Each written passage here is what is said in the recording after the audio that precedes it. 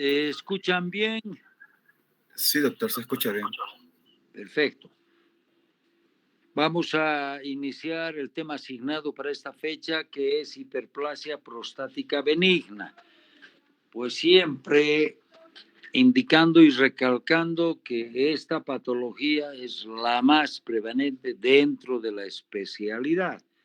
Por lo tanto, es un tema que va a atingir y va a abarcar la atención no solo de la urología, sino también de los médicos internistas, familiares y de toda índole, porque son ellos quienes en primera instancia reciben al paciente con esta patología y después de hacer una pequeña anamnesis y una situación, son los que designan, derivan a las especialidades respectivas. Vamos a iniciar entonces esta charla, siempre con el atenuante de que tienen ustedes todo el derecho de pararme y pedir que se les amplíe, se les aclare o definitivamente haga sus preguntas. Vamos a iniciar. ¿Qué historia tiene la próstata? Pues lógicamente desde el advenimiento de la humanidad, ¿no? Es parte anatómica de todos los hombres.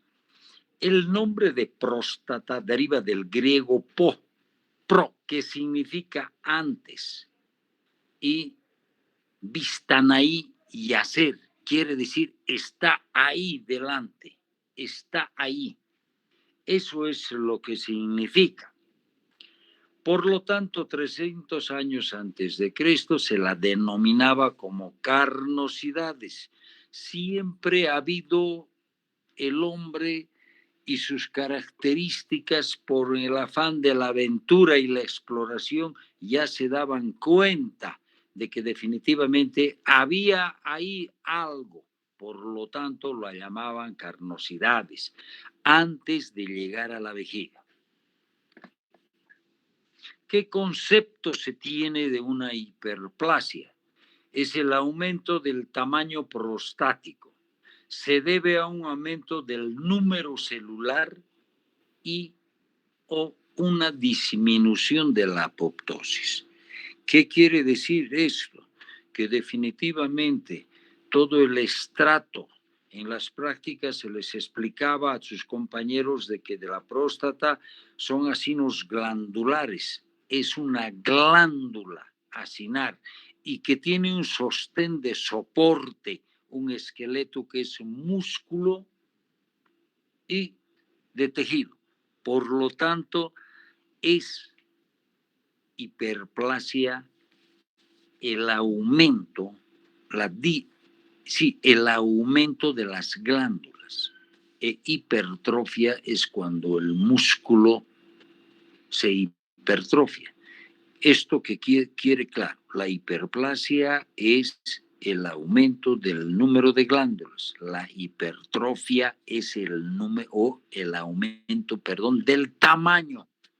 Los músculos se hipertrofian. Los que hacen pesas, fierros y todos esos hacen que el músculo aumente de volumen. En cambio, en la próstata es el aumento del número de los asinos glandulares. Y la apoptosis, como bien saben ustedes, es la muerte celular programada. Por lo tanto, hay una disminución y no mueren pues las células, sino más bien se siguen hiperplasiando. Referente a la introducción, ¿qué podemos hablar de esto? Decir que es el tumor benigno más frecuente en el varón mayor de 50 años. Por lo tanto, cada vez más estamos viendo esta patología en menores de 50 y se está pensando hacer el screening, o sea, el estudio correspondiente a partir de los 45 años. Es la primera causa de consulta externa en urología. Todos los varones que están mayores de 50 años en mayor o menor proporción empiezan a tener patología o signos y síntomas obstructivos debidos a la próstata. Es la segunda causa de ingreso hospitalario para cirugía. Habrán visto ustedes que definitivamente en el servicio los que están haciendo prácticas, el 80% son próstatas y que están esperando. Hacen turno para operarse. Unos por vía transuretral, otras por vía abierta, dependerá esto del tamaño. El desarrollo de la hiperplasia inicia alrededor de la cuarta década como un fenómeno focal y de origen estromal. Entonces vamos a recordar la anatomía y hay cuestiones que ustedes deben saber. Lamentablemente cuando se les pregunta dónde está la próstata y hay mucha gente, eso es por un descuido de los estudiantes que ni siquiera se ubican en el contexto.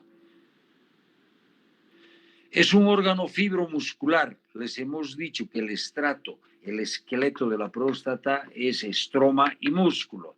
Y adentro están los acinos glandulares. Como es una glándula, es mixta con función endocrina y exócrina. Por eso es mixta. Forma el 70% del semen y este contiene más prostaglandina fundamental, forma el PSA, que es el antígeno prostático específico. Efectivamente es un error mío que no lo he incluido. Falta las prostaglandinas. Además, podemos cambiar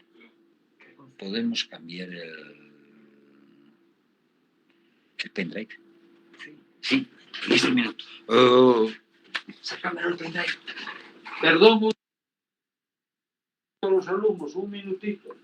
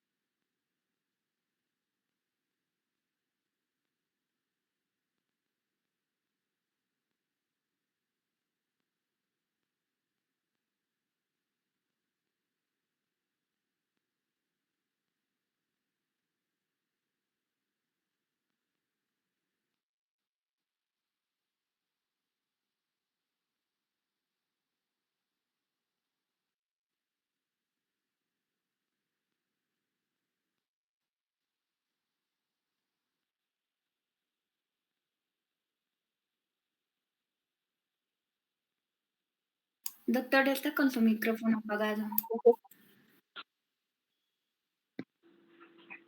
Perdón. Y hacia atrás las vesículas seminales y la fascia de Denon-Villiers, que es la que separa la próstata del recto. Hacia arriba hemos dicho con la base de la vejiga y hacia abajo el esfínter estriado o el diafragma urogenital. Vamos.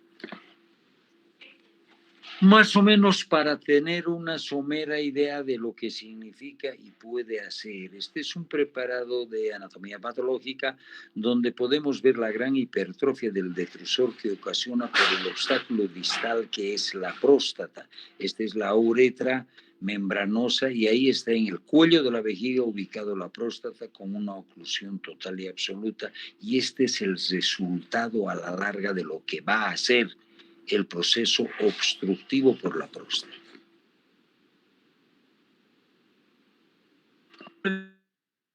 Próstata, muchos anatomistas han hecho una serie de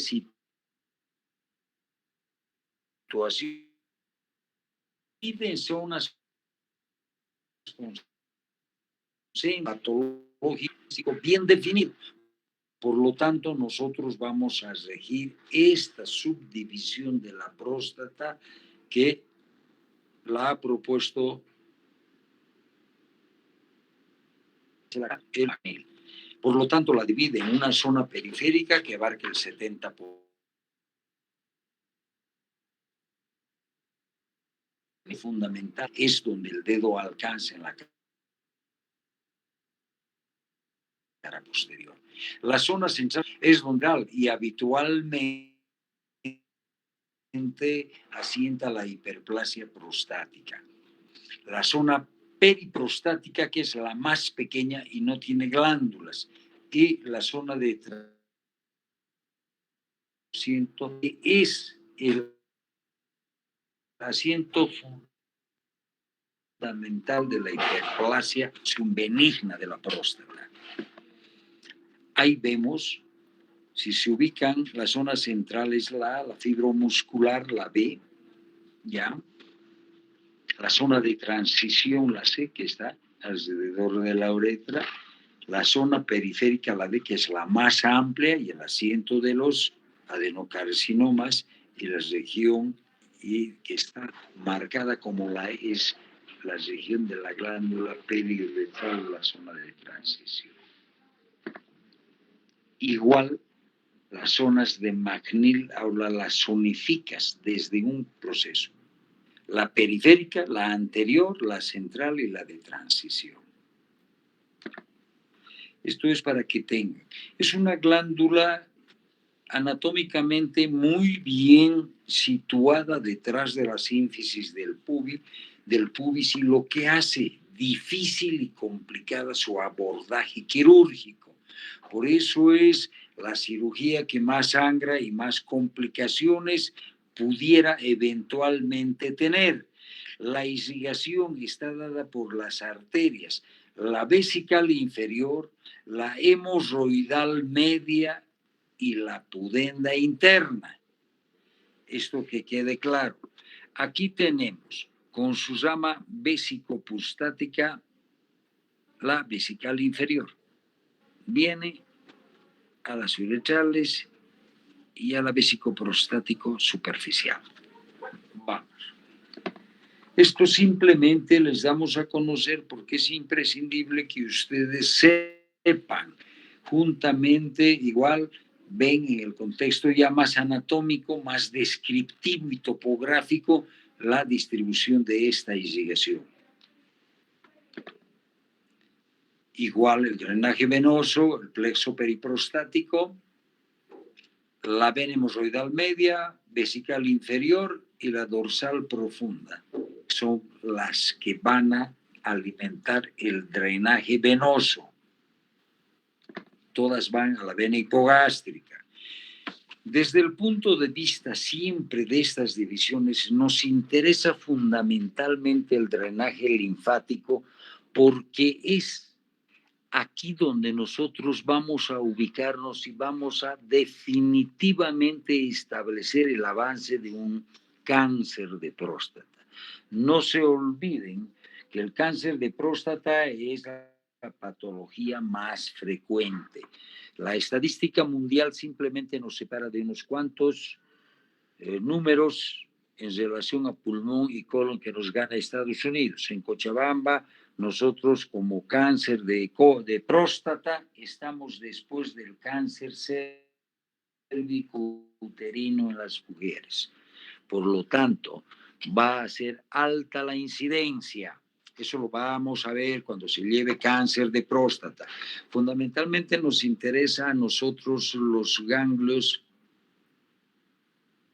pudendos. Aquí. Cuando se hace una cirugía, una prostatectomía radical, antes de abordar o antes de seccionar la vejiga de la próstata, nosotros debemos hacer una linfadenectomía de estos ganglios y mandar al patólogo para que haga una biopsia de congelación. Y si es positivo, ahí se queda la cirugía. Aunque hoy en día están cambiando y se están haciendo, pero anatómica y descriptivamente, esta es la correlación. Después va a los ganglios de la ilíaca interna. a los gran ganglios presacros y posteriormente ya a los ganglios de la ilíaca externa. La inervación, de igual forma, vamos a pasar simplemente a indicar que el plexo hipogástrico con el nervio presacro, con los nervios que van desde L2 a L5 y para la función vesical los nervios de S2 a S4. ¿Qué epidemiología tiene con tanta prevalencia? La prevalencia más de 50% en varones hasta 60 años. Y si tuviéramos que vivir 100 años con toda seguridad, vamos a tener todos esta patología. Universal se la determina en mayores de 80 años. Esta patología que requiere gran demanda de recursos económicos en los seguros de salud, porque, como digo, todos los varones mayores de 50 años van a entrar a estudios, a pesquisa o a seguimiento médico que esta patología demanda. La edad en estos pacientes, la incidencia aumenta con la edad. Se dice que por cada 5 años hay un 5% más de incidencia. O sea que a los 100 años todo, cero.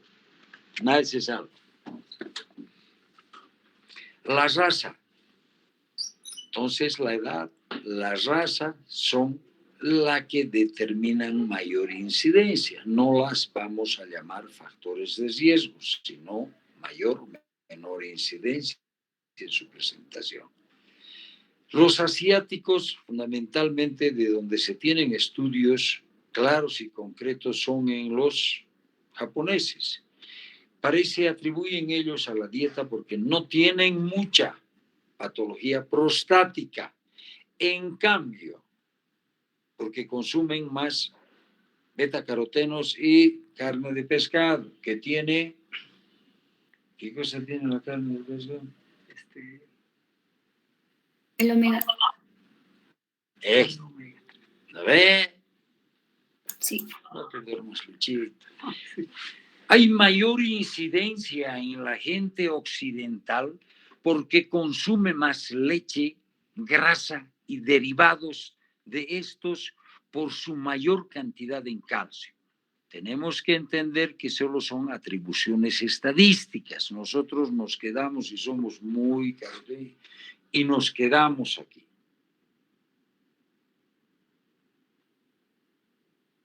En cambio, los que comen fitoestrógenos, beta-carotenos, tienen un efecto antiandrogénico. En estos, los té verdes, que son los fenoles, también bajan la incidencia de esta patología. El estilo de vida. Generalmente se detecta gran incidencia en grupos sociales altos. Esto por la síntesis del colesterol. Acuérdense de fisiología y bioquímica. El colesterol se traduce y se desdobla en testosterona, ¿no? Y en aromatasa. Y al bajar la testosterona, indudablemente va a haber el metabolito activo y va a producir esta patología. Son denominaciones. También epidemiológicamente se atribuye su presentación al tabaco en mayor o menor proporción. Ahora, lo que nos interesa a nosotros al tratarse de pacientes de la tercera edad es la mayor incidencia en pacientes diabéticos, hipertensos o con enfermedades cardiovasculares.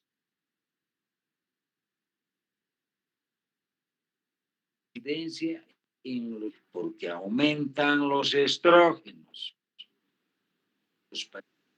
¿Se acuerdan, no? Este juego de hormonas. ¿Dónde se sintetiza el colesterol? Entonces, aumentan los estrógenos que también se sintetizan y hay menor incidencia en esta gente.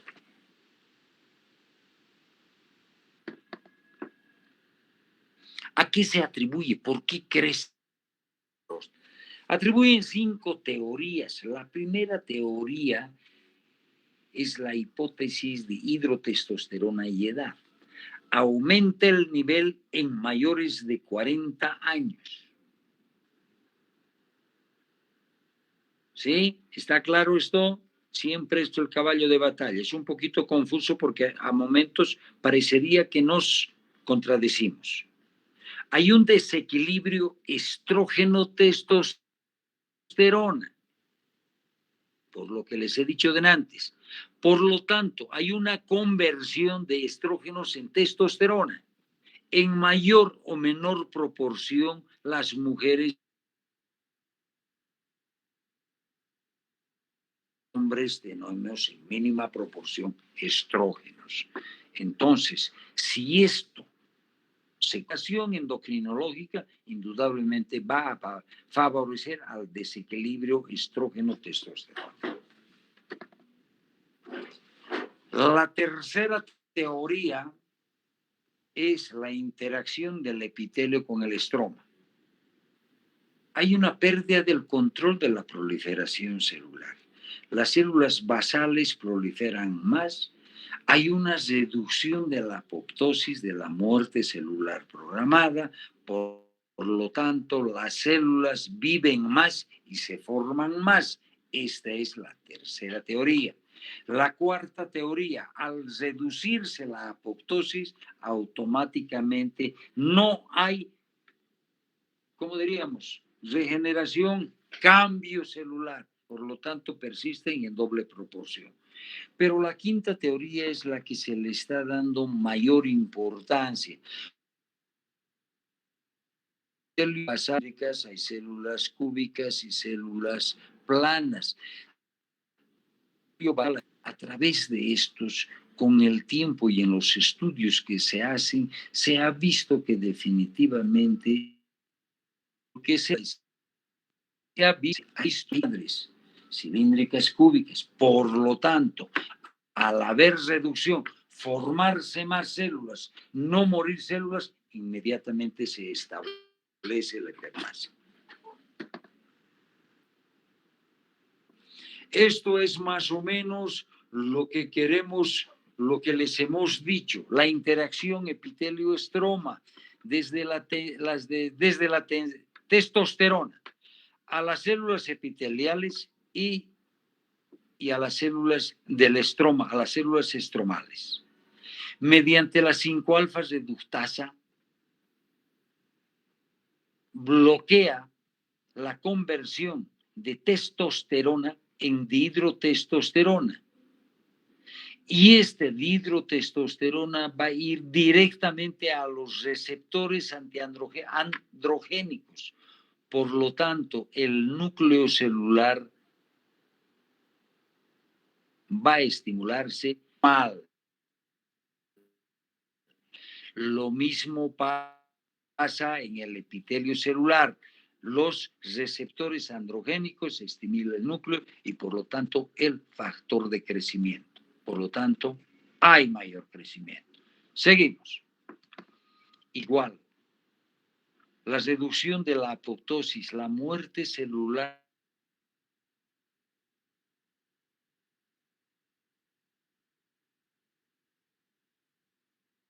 aumentar la proliferación de las células madres y inmediatamente bajo el estímulo forzado aumenta. Por lo tanto, hay una producción aumentada de dihidrotestosterona y produce el desequilibrio al no estar presente la apoptosis y se produce la hiperplasia. En cambio, aquí la proliferación celular está en un equilibrio de formación permanente con la apoptosis. Por lo tanto, hay un equilibrio y es una próstata normal. Se establece el desequilibrio y se hiperplasia la próstata. Para que tengan una idea somera más o menos, a la izquierda ven una próstata normal, sin mayor problema, sin mayor asidero y que definitivamente, en cambio, a la derecha hay una hiperplasia prostática con gran proliferación de los acinos glandulares y un aumento de volumen, y a lo que a nosotros nos interesa es la oclusión del lumen en la uretra prostática por donde circula la orina. En una próstata normal está indemne, está absolutamente permeable. En cambio, en una hiperplasia hay una oclusión completa y por lo tanto ha de tener en azul, ha de tener una oclusión en mayor o menor proporción dependiendo del tipo de crecimiento que tenga, si es concéntrico o próstatas que crecen excéntricamente grandes y que no producen ninguna oclusión. En cambio, puede este acino glandular crecer en el lumen de la uretra prostática y ocluir completamente. Entonces, el tamaño de la próstata, esto que quede claro, no va en relación directa con el grado de obstrucción, sino con el lado que crece. Puede ser concéntrico o excéntrico. La otra. Dentro de la anatomía patológica, histológicamente se distinguen 5 tipos. Siempre nos informa. Hay un aumento del número del tamaño de las células, y ese es el estromal. Puede hipertrofiarse la capa muscular o en cambio ser una combinación de ambos, la fibromuscular. O en cambio, aparte de la hiperplasia de las glándulas, ser una fibroadenomatosa o en cambio un amartoma general con todas las capas y diagnóstica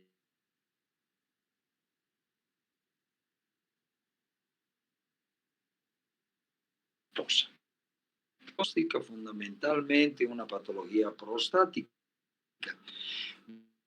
Volvemos a repetir y entre todas las clases siempre hacemos anamnesis, digamos, nos va a diagnosticar directamente el examen físico minucioso de toda la estructura. Ha de tener que verse que esto va con una exploración. Perdón. Dile que estoy en clases y que me deben en una hora. El examen físico, decía, fundamentalmente en la patología prostática nos vamos a referir y ver más adelante, pero hacer hincapié. Primero, es una patología donde requiere gran minuciosidad en la exploración. Y uno termina la exploración con un tacto rectal que está muy bien realizado cuando se le comunica al paciente de que va a ser objeto de una exploración rectal, una buena lubricación, sabe el paciente, y se va a ir a explorar las características anatómicas de esta que son. Dale. Bueno, más adelante hay una discrepancia, ¿no? Dentro de la anamnesis vamos a nosotros explorar y ver qué síntomas, si son obstructivos o de vaciamiento,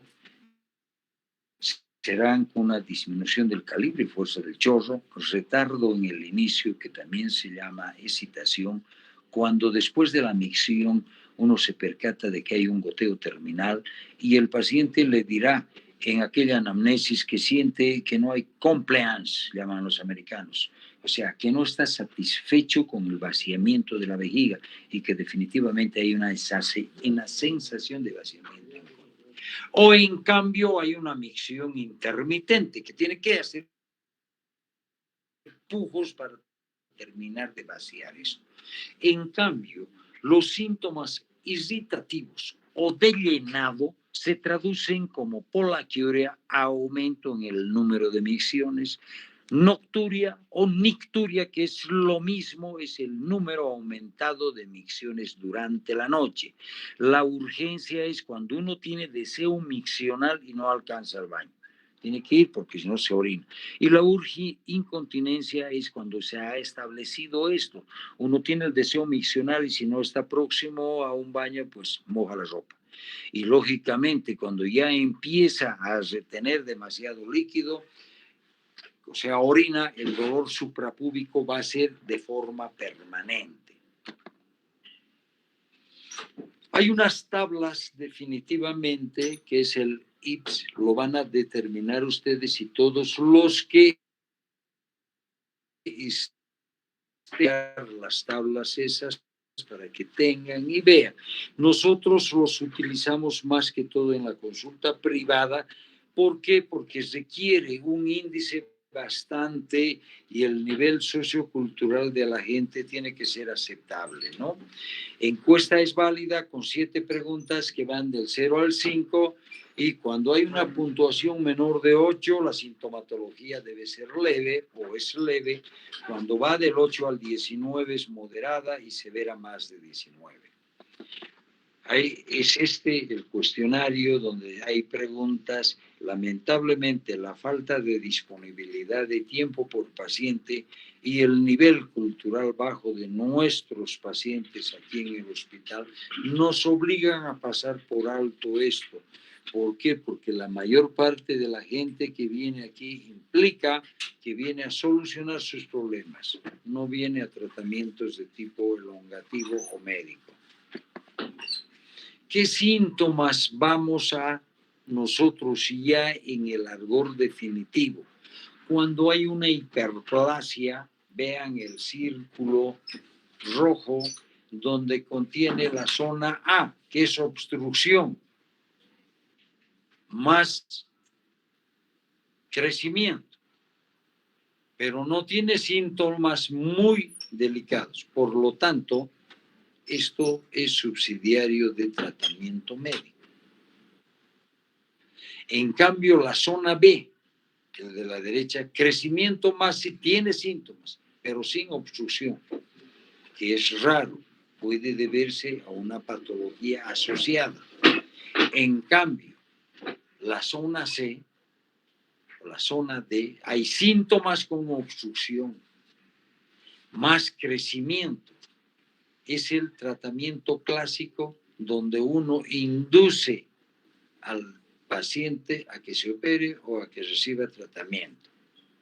Y por último, la zona C, donde indica que la sintomatología es más florida, más obstructiva, pero sin mucho crecimiento prostático. Puede deberse a otras patologías como estenosis o causas de obstrucción. Entonces, esto nos da una sumera. Todos los que están incluidos en el C y el D generalmente van a cirugía o a tratamiento específico. Les decía que al hacer la historia clínica había signos y la exploración debe terminar en el tacto rectal. Cuando uno va por el abdomen y fundamentalmente tiene un globo vesical a nivel de la región suprapúbica o hipogastrio, y esto es lo que uno ha de encontrar. Y el anamnesis ha de confirmar que esta patología que no tiene eliminación de orina de 24 a 48 horas, si no es 12 horas no más. Cuando es pequeño y doloroso, la retención es aguda, pero cuando es voluminoso y no duele, la retención es crónica, como ocurre cuando hay lesiones medulares y fundamentalmente en la diabetes, porque la diabetes destruye las terminales nerviosas y hace que se establezca una vejiga atónica con poca contracción del detrusor.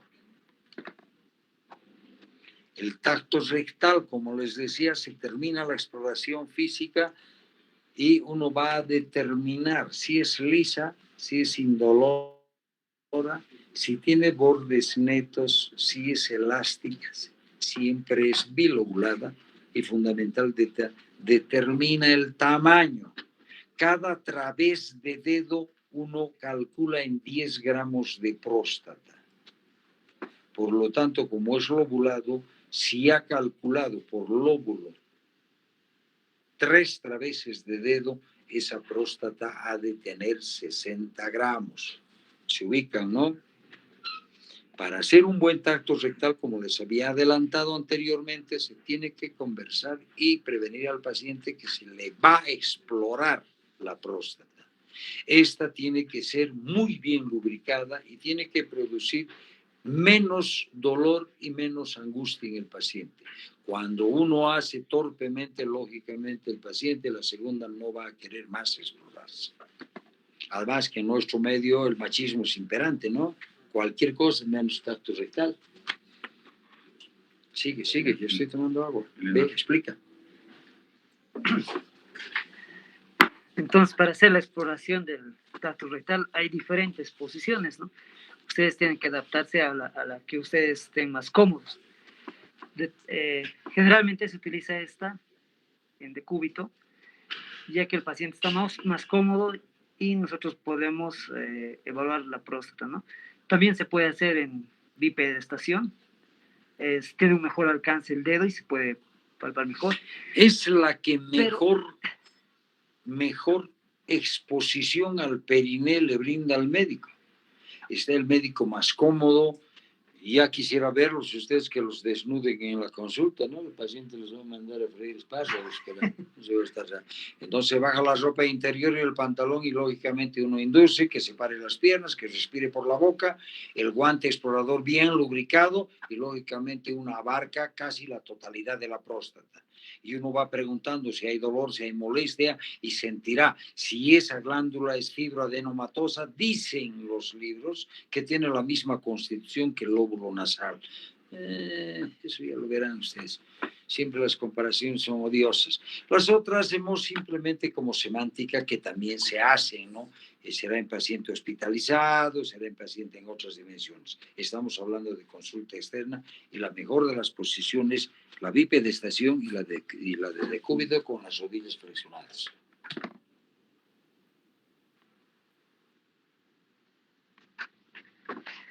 Aparte de la anamnesis, de la exploración física, siguiendo siempre con el diagnóstico, uno debe completar someramente y complementar con exámenes de laboratorio.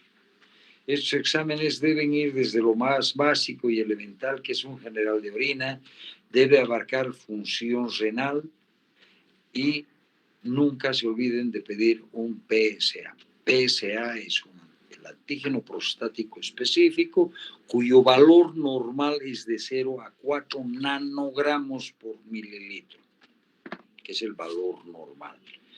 Otra prueba complementaria que puede hacerse perfectamente en el consultorio es la flujometría, pero para esto los valores que se deben manejar es hasta 150 mililitros. El flujo mínimo debe ser 12 mililitros por segundo y el flujo máximo 20 mililitros por segundo. De aquí se saca. A ver, explícales cómo se hace la flujometría. Esto aquí, Karina. Sí. Se agarra el chorro y un reloj y se mide la cantidad de orina que está emitiendo por tiempo. Lo mínimo es 12 y lo máximo es 20. La orina residual se toma en cuenta del 7 al 10%. Esto es por ecografía o por cateterismo. Y si no tuviera uno la posibilidad de medir por ecografía, mete un catéter y si tiene 50 ml está dentro de lo que someramente llama aproximación normal. Ahí tienen cómo se hace la flujometría, más o menos para que entiendan. Primero se determina, indudablemente, estos flujómetros ya tienen un reloj medidor y le va a indicar a uno en una cartilla qué tipo de curva tiene. Si es obstructiva será mayor. ¿Mayor de cuánto? Menor. Bueno, jóvenes, lo más importante para llegar al diagnóstico es la ecografía.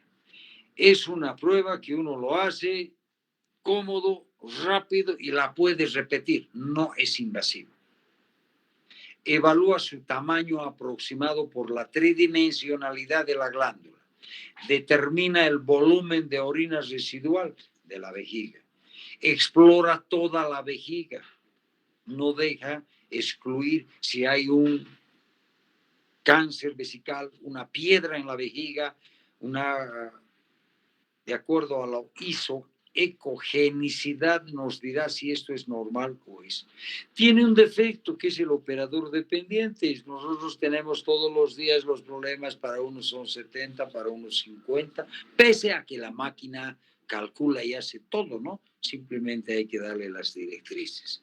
Evalúa toda la vía urinaria. Por lo tanto, riñón, uréter, vejiga, próstata y si puede, por lo menos el cuello vesical más. Ahí tenemos, explícales. Esta es una ecografía. Se toman, ¿no?, diferentes dimensiones, una que es la vertical, una transversal y también una oblicua. Y ahí tenemos las tres dimensiones, las cuales con una fórmula que se multiplica por 0,52 nos va a dar el tamaño de la B. Esa es una de las mejores. A ver, explica, sacarle provecho a esa imagen para los alumnos.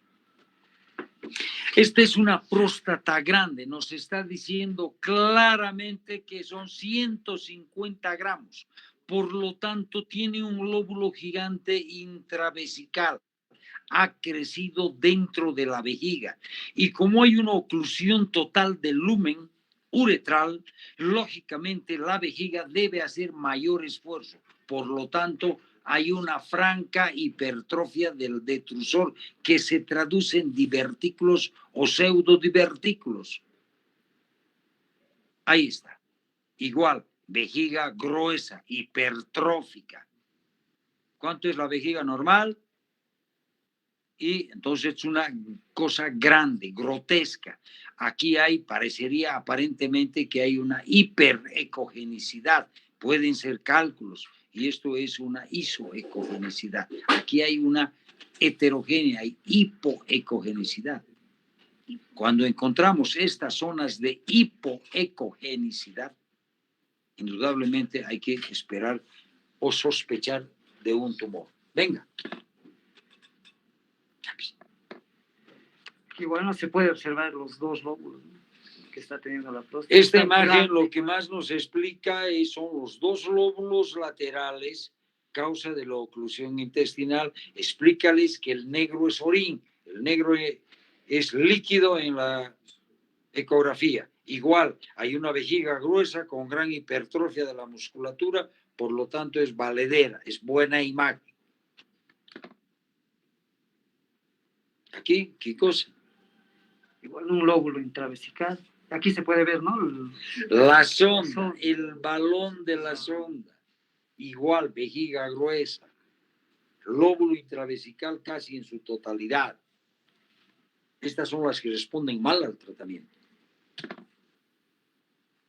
Hay otras dos imágenes donde son grotescas, grandes, con el balón de la sonda en el lumen vesical. Uno también puede echar mano a la uretrocistoscopía, pero no se debe hacer de rutina si está en retención. Solo tiene indicaciones precisas que son la hematuria cuando está sangrando, cuando hay una sospecha de estenosis de uretra o cuando hay problemas obstructivos y ha sido operado. Hace un año estás buscando siempre esclerosis de cuello, que es una de las complicaciones de la cirugía. También para determinar, ¿no?, el tipo de cirugía. Tamaño. ¿Por qué? Porque las camisas camisa se llama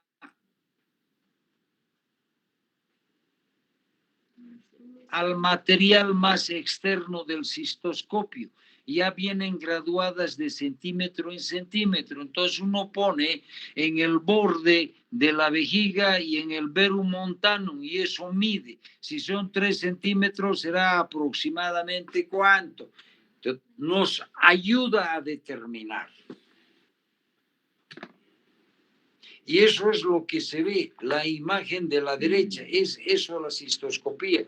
Ahí está a las 6 el verum montanum, con un orificio que es el conducto eyaculador por donde sale el semen, y los lóbulos laterales de la próstata y la barra media, el cuerpo o en ocasiones es más grotesca porque se debe a una hipertrofia del labio posterior de la vejiga. ¿Qué diagnóstico diferencial vas a hacer? Si te está diciendo que orina de rato en rato, con dificultad, con molestia, será una infección urinaria, será un problema obstructivo distal como una estenosis, una vejiga neurogénica con poca capacidad, o en cambio una vejiga hiperactiva, que es un mal funcionamiento y que se dispara al mínimo. La otra noche han dado, ¿no? Vejiga hiperactiva, habrán entrado, mañana va a haber examen. Con el cáncer de próstata, definitivamente, si acaso también hay un crecimiento. Una prostatitis aguda también viene a la oclusión, un trauma vesical inadvertido y una litiasis que va a valvular, si va a ocluir el obstáculo distal que es el cuello de la vejiga. Ahí está el problema de la estenosis. Muéstrale arriba, primero la estenosis de uretra. Segundo, ahí abajo, un cálculo gigante que está llenando toda la vejiga. Oh. Ahora el tratamiento. El tratamiento está destinado a mejorar las condiciones. Lamentablemente hay una situación que hay que tomar en cuenta. Ninguno de los tratamientos cura la patología prostática, mejora. Y eso hay que advertirle al paciente. Si no quiere operarse, debe hacer un tratamiento médico. Y el tratamiento médico, pues en otras latitudes, lo que está en boga es la fitoterapia. A través del pigeon africano, que es la palmera enana, una trepadora que es el Serenoa repens, Sabal cerulata, creo que este es, entre estas dos, creo que es ese bichito, uña de gato. ¿Por qué? Porque tienen una acción antiinflamatoria, antiestrogénica, antiandrogénica, porque se ha descubierto de que disminuye la globulina transportadora de testosterona. Alemania es el país que más maneja los fitoestrógenos. Ahora, el tratamiento médico ya definitivamente, desde el punto de vista fisiológico, vamos a establecer, primeramente, hay los inhibidores de las 5-alfa-reductasa. ¿Cuáles son? Herrera.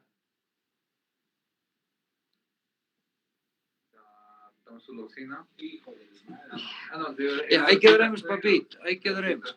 Estoy preguntando, anda, lávate la cara porque estás durmiendo. Inhibe las isoenzimas, la 5-alfa-reductasa es la isoenzima o la enzima que convierte la testosterona en dihidrotestosterona, que es el metabolito activo. Por lo tanto, al no ver el metabolito activo, indudablemente va a disminuir sus niveles y va a producirse.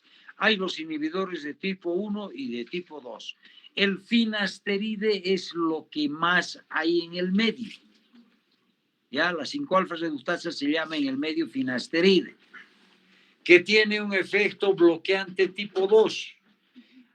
Además, el dutasteride, que ya son moléculas depuradas, tienen un efecto sobre bloqueadores 1 y 2.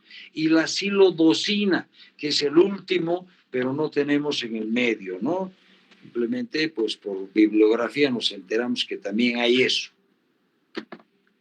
Ahora, los alfa bloqueantes, ¿qué acción tiene el alfa bloqueante?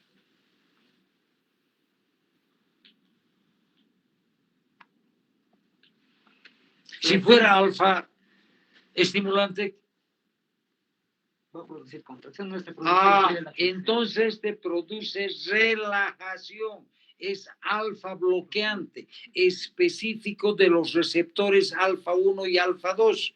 Estos son medicamentos que antiguamente se utilizaban para la presión arterial. ¿Por qué? Porque todos tienen efecto sobre el músculo liso y las arterias tienen similar musculatura que el cuello de la vejiga, que la próstata y que la uretra proximal. Los de acción corta son el prazosina y el alfusocina, los de la prolongada, la terazocina y la doxazocina que más se utilizan. Nosotros aquí en el medio utilizamos, y está muy de moda, el alfa 1 y alfa 2, que son la tamsulosina, con sus diferentes combinaciones que vamos a ver ahora. Ha de depender estos tratamientos fundamentalmente de la edad del paciente. No es lo mismo darle un inhibidor de la enzima, la fosfodiesterasa tipo 5, que desactiva el óxido nítrico y que se llama sildenafil, es el Viagra, que tiene esa acción. Por eso lo hemos mandado. ¿No? Hoy en día, los antagonistas, más el tadalafilo, se está utilizando en gente joven. ¿Por qué? Porque no disminuye la libido ni tampoco produce anorgasmia.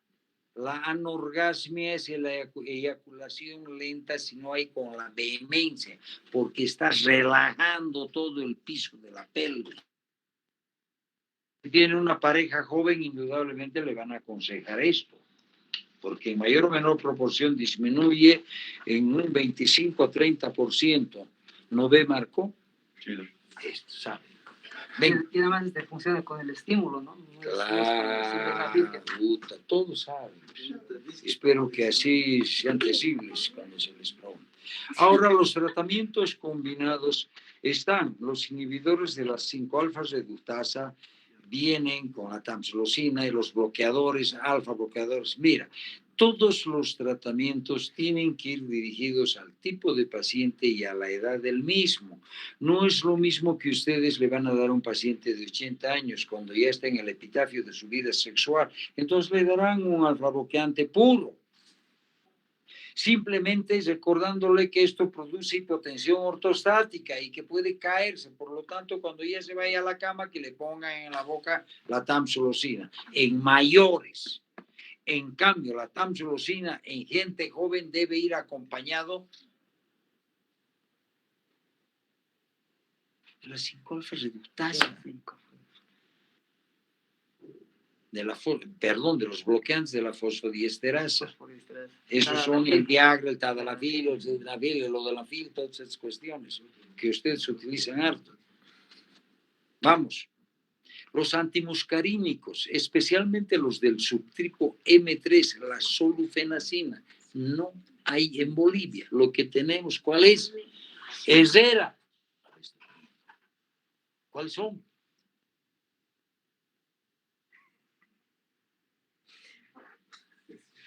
Todos los días les visitan, pero el Solnef, la solufenacina que viene en 5 miligramos. ¿No? Después, ¿cuál?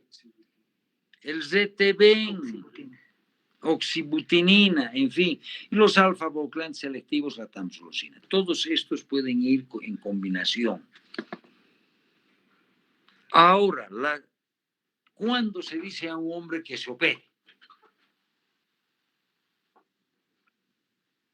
Entonces existen indicaciones absolutas y relativas, ¿no? Dentro de las relativas. ¿Cuándo le vas a decir a un tipo, mire señor, usted tiene que operarse? En las indicaciones. No, esas son indicaciones médicas. Tú estás con el paciente. ¿Y qué le vas a decir cuándo?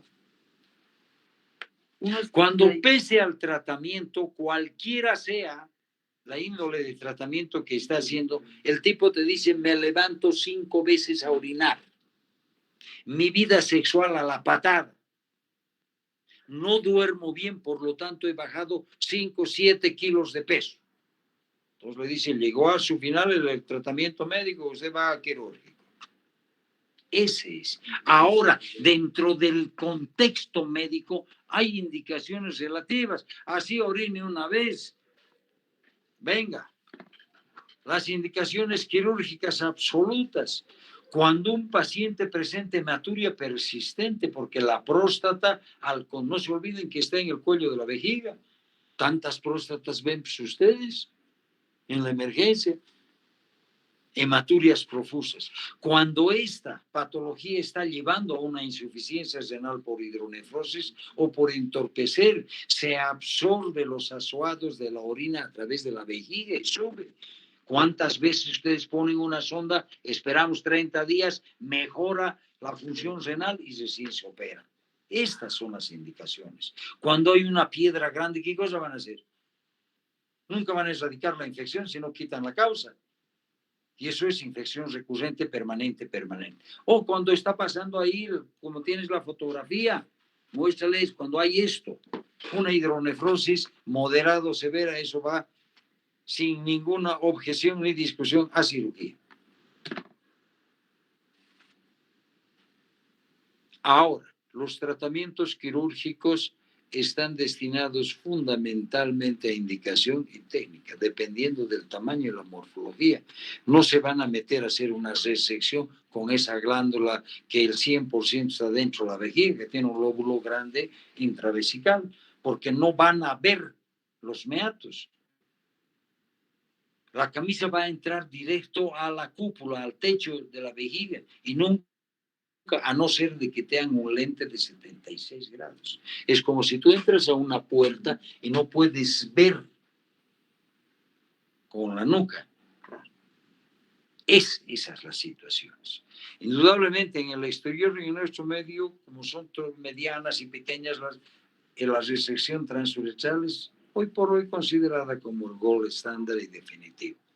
La prostatectomía retropúbica sigue siendo la mejor técnica para obviar y no dejarse residuos. Es complicada, es difícil, hay que saber hacerla, pero es la que mejor resultado tiene. En aquellas prostatectomías transvesicales que mucha gente hace, no es tan anatómica la de Freyer, ¿no? Y las prostatectomías perineales que cada vez están más abandonadas. Era la técnica de Jung, del chino Jung. Falta una, ¿cuál? La laparoscopia.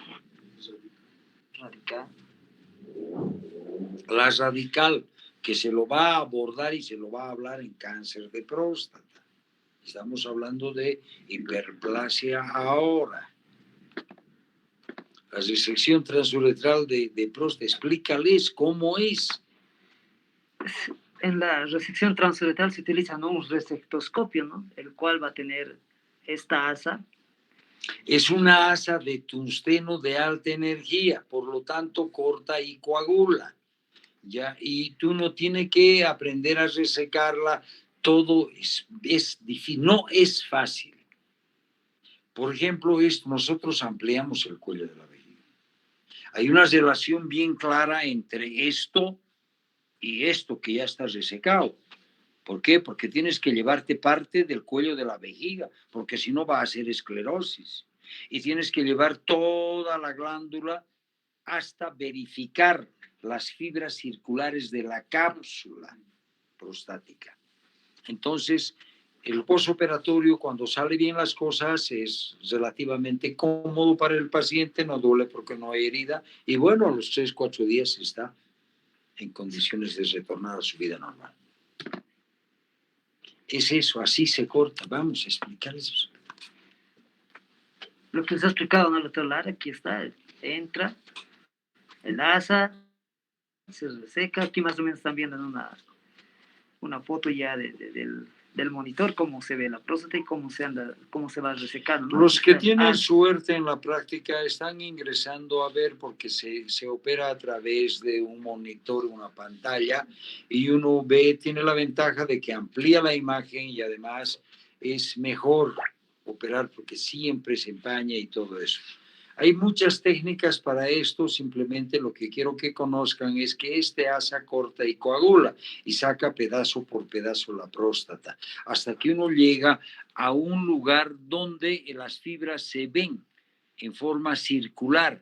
Como están viendo, es la próstata, todo el acino glandular. Y cuando llega a la cápsula es que no debe pasar aquello, y abajo no debe pasar del verum montanum, porque ahí está el esfínter. Vamos. La prostatectomía convencional o la enucleación, otros llaman adenomectomía. Es esta, mete uno el dedo al lecho prostático, lo enuclea en su totalidad, amplía el cuello de la vejiga, pone sus puntos de sujeción. Para eso es que sirve la anatomía, porque los puntos se ponen a las 5 y a las 7 y por ahí entra ¿qué arteria? Aguilar. La vesical, la que va a dar, pues, La ramas, vesical ¿no? inferior que va a dar sus ramas, ¿cuáles? La vesicoprostática. vesicoprostática o superficial y la uretral la profunda. Entonces, para eso pone unos esos puntos a las 5 y a las 7, porque no hay una arteria prostática, son ramas, ramilletes de arterias, y uno tiene que hacer buena hemostasia. Ahora, indudablemente nosotros hemos abandonado esto. A un principio, pues hace muchos años nos llegó un obsequio de algunos que venían de Chicago y hacíamos, ¿no? Nos parecía interesante y bonito, pero cuando quisimos comprar para renovar lo que habíamos quemado, es caro. Es el famoso hongo, ¿no? ¿Qué hace? Evapora, es un vaporizador de tejido de alta energía. ¿Qué hace el láser? Hoy en día se están diciendo ablaciones, enucleaciones con láser. Interesante para el modernismo. Y bueno, si tienen $7,000, OLED les voy a decir, porque esa es la diferencia entre gratis, que es la resección aquí, y el OLED que cuesta $7,000. ¿Qué es el láser? Es un haz de luz emitido a través de un diamante y impulsado por un generador de energía. Por lo tanto, es un haz de luz y tú pasas como un pincel y va vaporizando. Tiene sus bemoles. Por ejemplo, aquí no vas a encontrar tejido para estudiar histopatológicamente. ¿En qué proporción los preoperatorios te serán valederos? Todo tiene su indicación, les aclaro. Esto está bien que sigamos para definitivamente salir de la nefasta ignorancia y ver que no solo es la enucleación y la resección, sino hay múltiples procedimientos que pueden ayudar. Pero una cosa es el modernismo. A ver, dile a un campesino que viene con su retención y que le vas a poner una prótesis expansible y que puede haber algún pequeño problema, te mandas. Ellos quieren soluciones, no quieren modernismos. Que nosotros, profesionales en la rama, estamos obligados a conocer y a hacer estas cosas, les acepto. Pero brindar a la gente tiene muy alto costo. Y no siempre está. Las prótesis expansibles igual son como las mallas, entras, la metes delgadito y se expande y se rellena de tejido y bueno. La prostatotomía que hacemos especialmente en problemas de tipo infeccioso. Y otra cosa, ¿en quién se hace prostatotomía? En los jóvenes que quieren tener hijos, que todavía, o en una pareja, tercer matrimonio y quiere tener hijos, entonces le vas a sacar la próstata.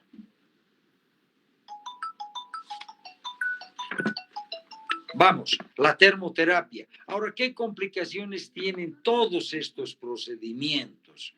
Hay complicaciones inmediatas, como es la hemorragia, el infarto de miocardio y la trombosis venosa profunda. El tromboembolismo pulmonar tiene una alta mortalidad. Por lo tanto, todos los pacientes deben ingresar con las vendas, o sea, procedimientos antitrombosis para evitar esto. No se olviden nunca que los que se operan son, última vez que te duermes, setentones. Entonces, hay una situación.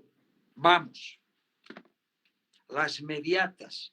como son viejitos, la herida hace que no lo levanten de cama de inmediato y va a ser una neumonía hipostática, una neumonía basal. Y esto por la presencia de la sonda vesical y por vía retrógrada puede dar una epididimitis aguda. Indudablemente hay muchas complicaciones más que definitivamente no las vamos a tomar, sino las que están directamente ligadas o relacionadas con esto. Las tardías, complicaciones tardías es, bueno, primero hay que determinar para los alumnos cuándo es mediata o inmediata, cuando se está operando. Mediata o inmediata las primeras 24 horas, mediata a los 7 días y tardía hasta los 40 días. En este lapso de tiempo se presenta incontinencia, estenosis de uretra, esclerosis de cuello, epididimitis crónica, infección recurrente y todas estas cuestiones. Bueno, hemos querido abarcar, hacerlo cortito, sucinto, claro y facilito para ustedes.